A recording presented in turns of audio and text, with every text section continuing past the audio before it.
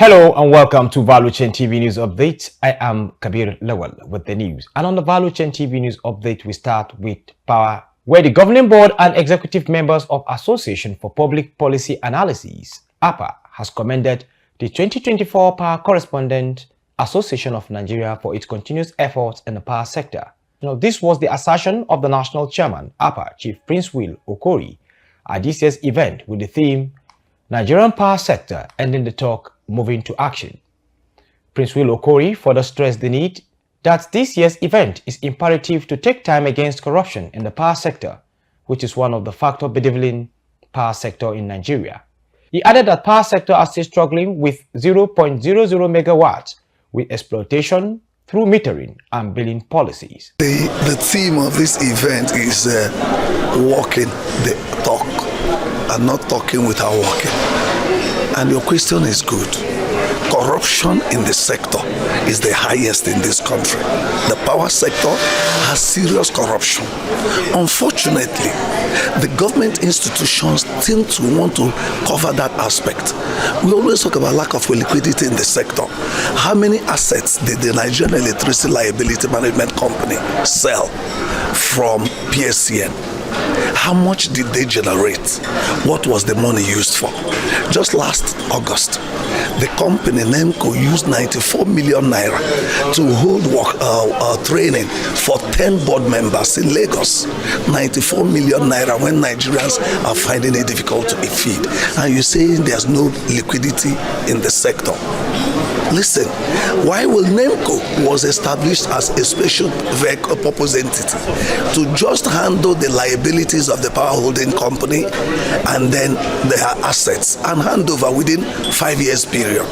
From 2013 when privatization started till now it's about 12 years. So what are they still doing in being in existence?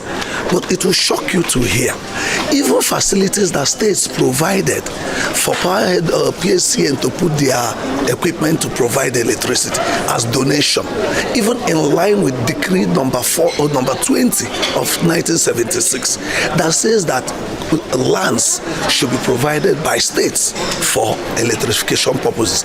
Do you know that last year NEMCO initiated a process where every state of the federation is now making claims for the land they provided, and 41 billion naira has been paid to states for this when the power sector is lacking liquidity? Why did they get the authority to pay such money? As we speak now, rather than wind up, NEMCO is creating regional offices. They've created one in Ibadan, created one in Bauchi, and they're saying they want to help in the state electricity market, which NEC is driving. And even these states that are creating have not even gotten the license to operate, and 28 billion, I mean 26 billion is being earmarked for that purpose.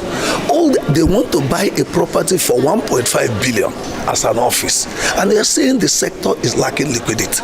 If the money NEMCO generated from sale of assets are injected into the sector, it could be better. But let's leave NEMCO now. What about metering policy? In 2018, the federal government through NEC said there was meter access provider, which means if a consumer buy meter, he will get refund. From that 2018, how many consumers have been refunded for buying meter? In 2020, federal government came up with National Mass Metering Program, and 200 billion naira was provided for that purpose to be implemented in 3 phases. The first phase, 59 billion naira, was shared to the 11 discos. As at this year, between 2020 and 2024, the discos have only paid 7 billion out of 59 billion. Where is the rest of the money? And how many meters were provided? Which consumers got them? Apart from this, why is NEC still including meter acquisition fund in the bill consumers pay? Now, the same consumer that is buying meter, the same consumer is paying meter acquisition fund, and they increase tariff, band A, band this, how many consumers get this light? So the exploitation of consumers, the humiliation, inhuman treatments in violation of Section 34 of the Constitution of the Federal Republic of Nigeria, which says no Nigerian should go through inhuman and degrading treatments. Nigerians are going through that in the power sector. Recall that the Constitution said all forms of corruption should be abolished. Why will you make me pay for meter? You say you will refund me. You refuse to refund me. NEC has what they call network expansion investment policy, which means if you invest, you can recover your money. Community investment in transformer pole wire has not been calculated and mentioned anywhere. But if World Bank bring $1 million today, it's all over the media. Moving now to oil matters, the Nigerian National Petroleum Company Limited, NNPCL, has dismissed reports suggesting that it has halted fuel imports and is exclusively sourcing refined petroleum products from local refineries, including Dangote Petroleum Refinery.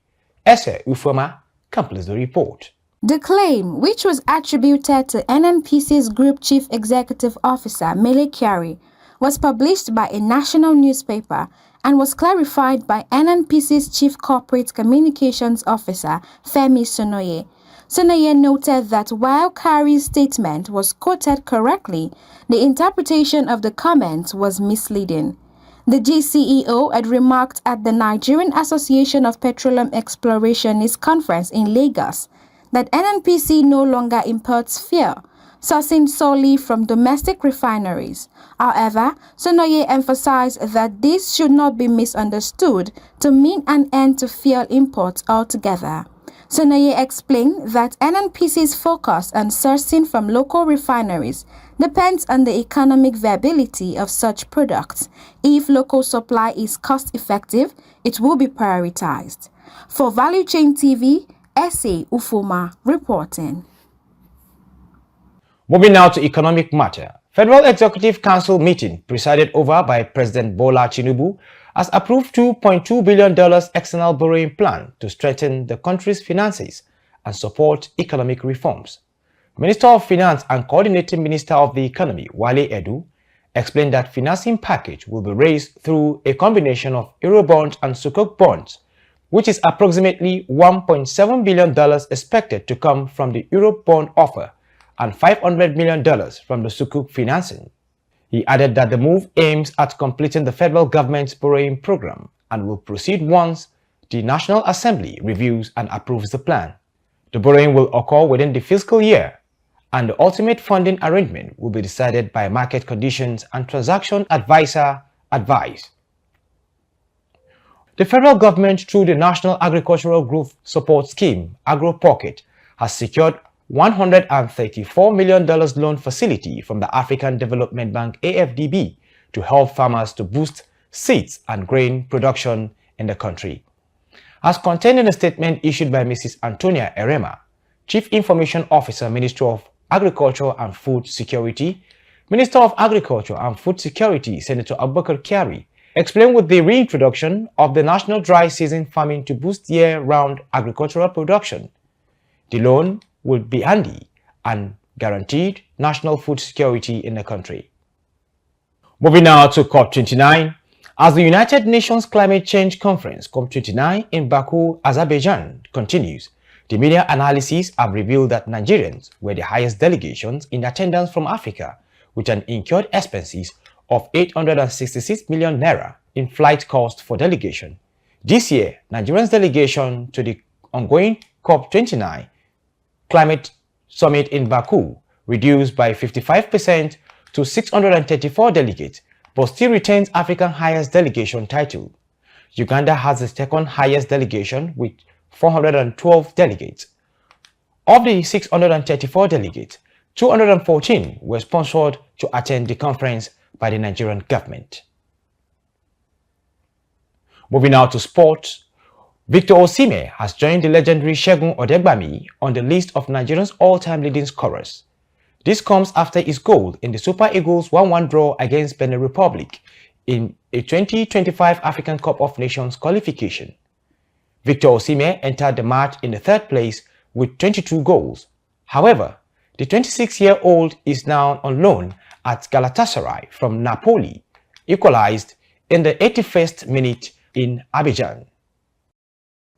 With that, we conclude the Valuechain TV News Update. I am Kabir Lawal. Don't forget to join us for more news on our social media handles and to also subscribe to our YouTube channel. Bye for now.